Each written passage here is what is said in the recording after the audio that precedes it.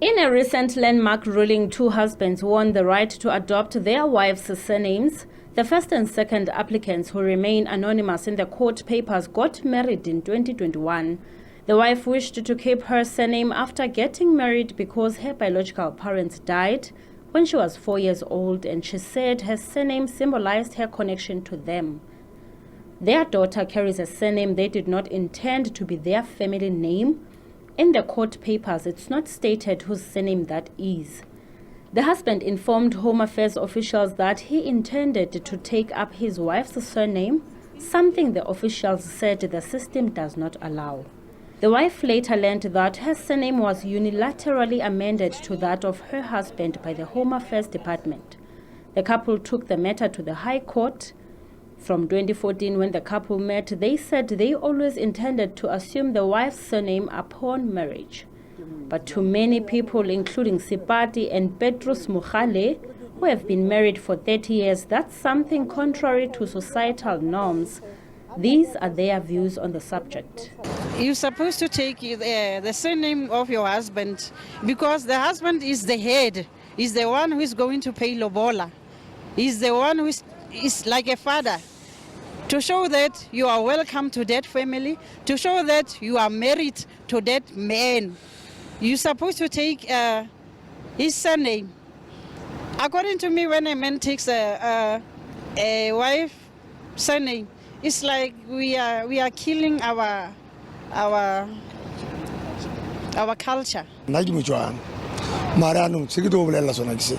But the court is failing men because at some point we are going to take advantage with this.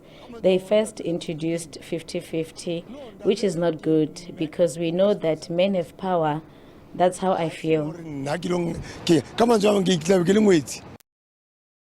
Bondman, an advocate and member of the Free State Society of Advocates in Bloemfontein, and her husband Andreas Nicholas Bondman, who is also a legal practitioner, is another couple that also challenged the law. Jess argued that she is an only child whose maiden surname is important to her.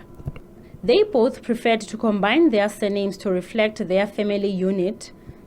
Jess informed her husband that she would keep her surname and hyphenate it with his. The two got married in 2022 and later realized that though a provision was made for the female spouse to change her surname, it was not the same for the male spouse. Others in the legal fraternity also shared their views on the judgment. I believe as a human rights activist and gender rights activist, I believe that this is a positive outcome for gender equality, because it means that our gender issues are now being taken seriously, and it means that the notion of equality is being taken seriously on all spheres. So complications maybe, but I don't think that it's going to be negative on impact. A law lecturer from the University of the Free State says the landmark ruling will now recognize equality in marriage. I think it's pivotal in terms of the right to equality, and that this judgment only sets the groundbreaking moment in history where we say finally that we recognize the equality that there is among spouses in a marriage. We recognize both that not only does the wife have to take on a role of whatever she chooses to, but the male spouse, the male and female spouse, can now decide how they identify within the union and how it would best affect their children as well. Some shared their views on the topic.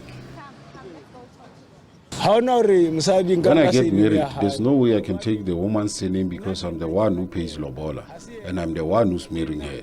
She should take my surname. The court is failing into men because at some point we're going to take advantage with you guys, because every time they say 50-50, and which is not good at all, because we know that men has power. High Court Judge Joseph Mhlambi ordered that the applicants have established their entitlement to the relief sought, and that it robs individuals of their identity and autonomy. SABC News efforts to speak to the two couples were unsuccessful. Aphumelele Mdlalane, SABC News, Bloemfontein.